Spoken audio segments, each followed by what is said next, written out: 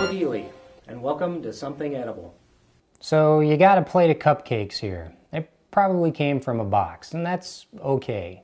What's not okay is putting frosting from a tub on top of these. I mean, if you're gonna make some cupcakes, at least make it count. And really, if you're talking chocolate, then you can't do better than a ganache. And if you like chocolate, chances are you probably like peanut butter too. So, you know, what better way to have a ganache than to put chocolate and peanut butter in it? And that's exactly what we're going to do today. We're going to spruce up these plain old box cupcakes with an awesome chocolate peanut butter ganache, and it's the best. I swear, if you do this recipe, you'll probably never go back to chocolate buttercream again. So let's get over to the stove and the mixer and start making something to really spruce up these plain old box cupcakes. All right, so over medium heat here, we're going to add 1 cup, 8 fluid ounces of heavy cream. That's a lot of heavy cream, but you know, we're making dessert. So this isn't health food. Okay. And to that 8 ounces of heavy cream, we're going to go ahead and add just a teaspoon of vanilla extract.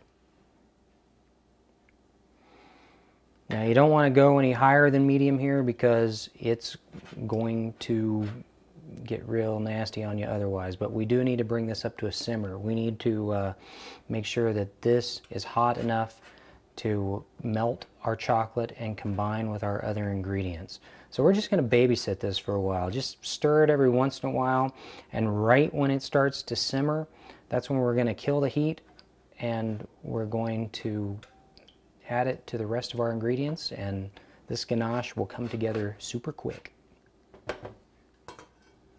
Okay, while that cream's simmering, we got to put some stuff in our stand mixer here. We're going to start out with 6 ounces of semi-sweet chocolate chips. It's roughly about a half a bag. I think if you're going to actually measure it by volume, somewhere around a cup. We're also going to add a half cup of creamy peanut butter, and that is indeed by volume. And then also we're going to add just a tablespoon of corn syrup.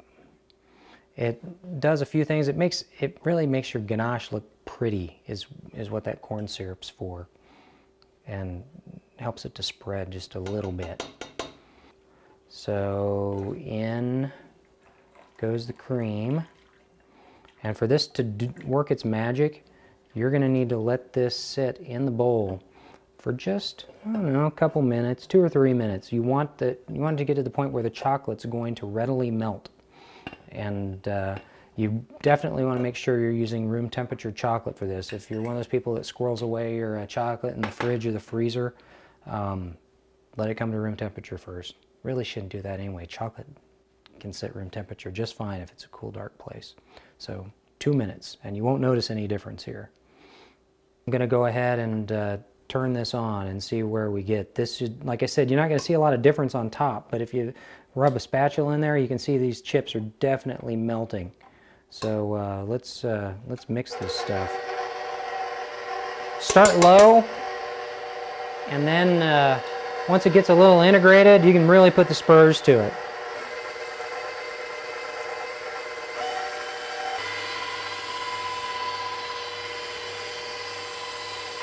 All right, well, you can kind of see it here. Well, maybe you can't, but I can. As you add more air into this, it's going to lighten in color, and that's going to let you know that you're changing consistency. I mean, remember, we got cream in there, so we're kind of whipping that cream, getting some air into it. So this is just about done, but it's still pretty warm. And this stuff's going to set up surprisingly well once we start spreading it and letting it cool in a cupcake. All right, we've beat that plenty. I think we're going to call that good. Take it out of there. Oh yeah. So we've got a little bit of lift to this, but not a whole lot.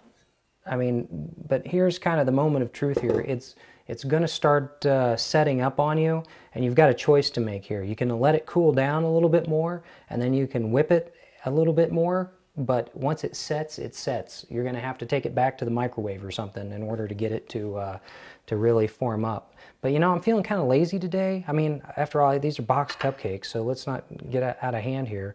And I think what we can probably do here is, this is still loose enough and warm enough, I'm just going to dip these.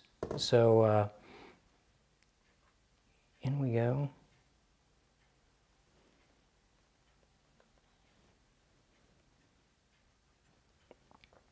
And those are gonna dry nicely. I mean, you're gonna see a set frosting layer on there from this ganache. And let's face it, this is a heck of a lot easier than spreading buttercream. But if you want to spread it, just let it cool a little bit more and whip it some. And by the way, this recipe is enough to cover 2 layers of like an 8 or a 9-inch cake. You could probably do a 9 by 13 in there too, and it would work just fine. A little fall theme here. Decorating doesn't get much easier than this.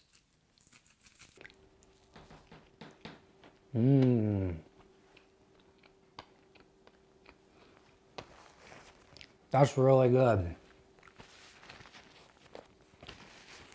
I mean, you want to talk about, it doesn't look like there's peanut butter in there, but man, there's peanut butter in there. And that dark chocolate, those chocolate chips, well, it's not even dark chocolate, it's chocolate chips, but it tastes pretty dark because all the richness we got going on in there. It's quite good.